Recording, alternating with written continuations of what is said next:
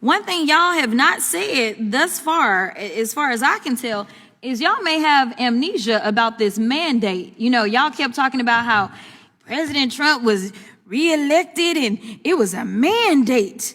And y'all aren't talking about the campaign promises. The campaign promise that he made. You see, when we had the Democrats out there, we weren't promising anything about the Epstein files. For all I know, our DOJ was invested in making sure that they could continue to reveal other people that should be held liable. Instead, it was your side that made this a campaign promise. So to now say that we are playing political games when we know that he actually ran on this is a farce. That's number one. Number two, everyone on this committee and everyone in Congress should have an issue with the fact that right now we know that Ghislaine Maxwell has not only been transferred out of her housing in Florida down to somewhere that looks probably a little bit more like Mar-a-Lago in Texas, but now there are conversations about pardoning her. So I think that the American people should have full transparency about what took place when you're talking about someone who went in front of a grand jury and was found to have enough information to go forward and indict her, and then she was convicted, and then she was given 20 years, yet the president is in talks about potentially letting a convicted sex offender out. That's number two. Number three, I don't know if any of y'all took the time to sit down with any of these survivors, but let me be clear.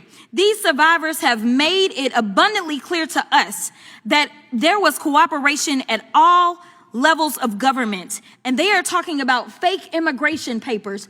And they're talking about fake modeling agencies. For all we know, there are people that are still embedded in our federal government that allowed for this to take place, that were profiting from this. So yes, this is relevant to what we're talking about. The fourth thing that I want to say is I'm tired of y'all cherry picking one horrible event, because that's what y'all do. Y'all find one terrible situation that took place, and then you say that person's name and you wear it out and you make it political.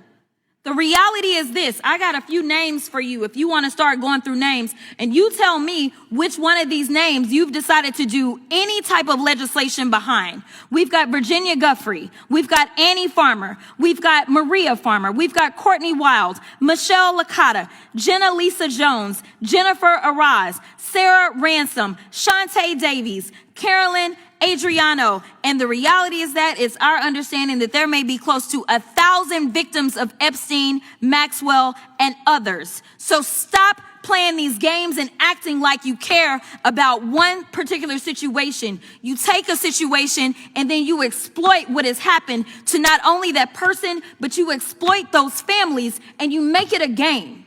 Stop just throwing a random dead person's name on something for your own political expediency. If you want to start talking about actually solving something, then maybe we should go to the other campaign promises, the ones that allegedly gave y'all a mandate. When he said he was going to lower prices on day one, yet that didn't happen. When he said that he was going to be ending wars on day one, yet that didn't happen. Where he said that he was going to save the American people, yet that didn't happen. Because as we know, in that big ugly bill that every single one of you voted for, except for Mr. Massey, because he seemingly is the only one that's got any sense over there. Y'all voted for that bill. And the last time I checked, it's driving us further into debt while kicking people off of their health care, in addition to making sure that billionaires, which I would not be surprised if we start to roll out those names and a number of those same billionaires, because these weren't they weren't $2 Johns.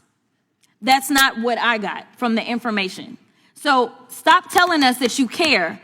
Show us that you care. Show those survivors that you care. Sign the daggone discharge petition, sit down and hear their stories, and then tell them to their faces that because your leader does not want to talk about this, that is who you have pledged your loyalty to and your fealty to, and you're not going to protect them, and you're not going to protect others that are suffering right now and others that will suffer in the future, and I will yield.